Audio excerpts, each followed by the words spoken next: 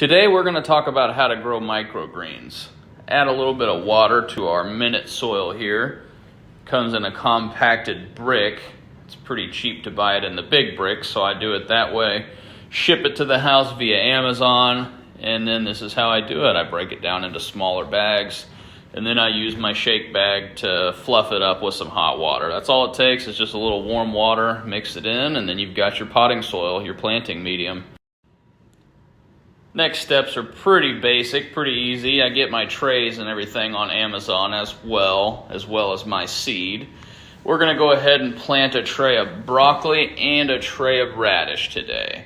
So I'll grab those, set those into the thing here. I love this tarp. Again, something I got on Amazon. Absolutely great, especially for the winter months when I'm going to be gardening inside. This thing will keep potting soil from getting all over my apartment. Take my two pans here. I always keep them numbered, and then I keep a log book to show everything that I've planted. I grow so much stuff that there's no way to keep track otherwise. Go ahead and evenly spread our soil here. You don't want it to be too deep. You just want a nice, about a 3/4 of an inch thick layer. That way your seed has a nice root base to it once it gets going. And take a minute to spread that nice and evenly. That way when we're going to make our scissor cuts for harvesting, we're not clipping chunks of dirt in with our plants.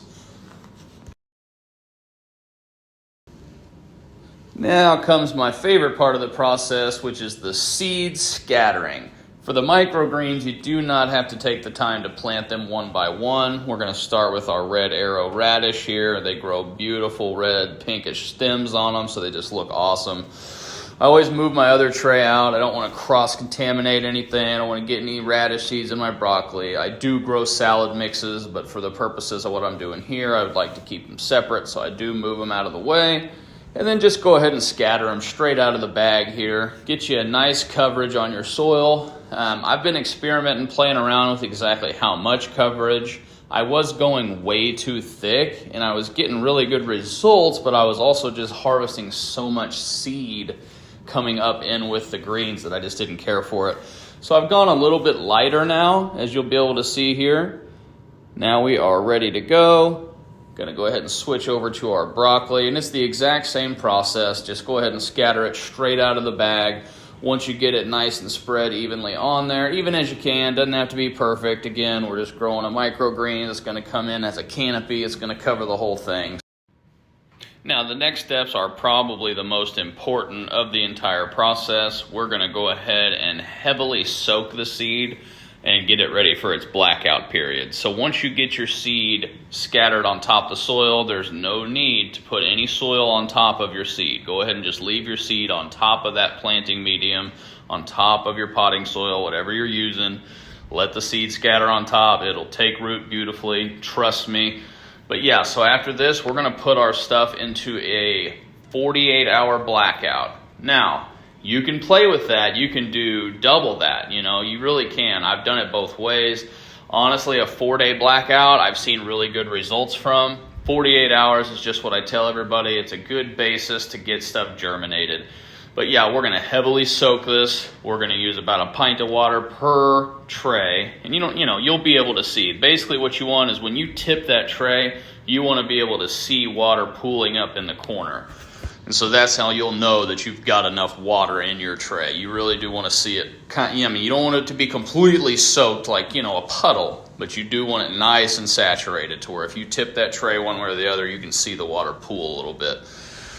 That's how I judge it, at least. But yeah, once you get it watered nice and evenly throughout the tray, you're going to go ahead and top the tray just with another tray, or you can put them in a drawer. There's no need to cover them if you're going to be putting them in a drawer or an actual blackout area.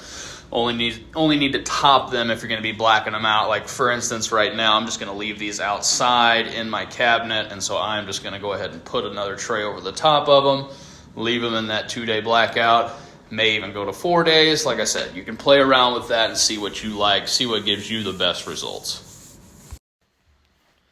Now, once you take them out of the blackout stage and you start introducing them to at least 8 hours a day of some sunlight, Or if you're using artificial light, that's fine. Doesn't matter, whatever you're using, 8 to 12 hours in that range. I just say 8 hours, keeps it simple, uses less power.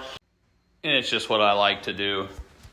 Works really, really well for me. Like I said, right now, this time of year, I just leave my stuff outside. It gets about 4 hours of direct sunlight, and then, the rest of the day it's getting indirect. But been working great, been getting great yields. And I just genuinely enjoy doing it. I just enjoy growing things. I enjoy creating things, creating this shelf system to be able to put my microgreens in, and then making the chicken wire around it, putting a swinging, hinged door on there. Like, it's just a passion of mine. I love building things, love creating things, and I especially love starting something from seed and growing it. Especially something that I'm going to be able to put into my body for nutrition, for health. I highly recommend it. Microgreens are up to 40 times more nutritious than your regular vegetables.